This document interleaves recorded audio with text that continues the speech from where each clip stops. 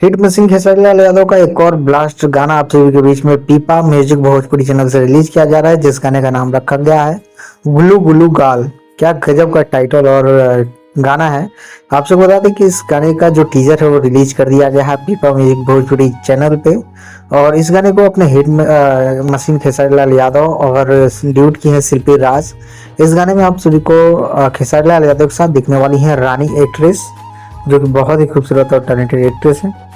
और बात करें लिरिक्स के तो आजाद सिंह ने इस गाने को लिखा है और म्यूजिक जो है वो विशाल सिंह का है और लक्की विश्वकर्मा इसके कोरियोग्राफर और डायरेक्टर हैं।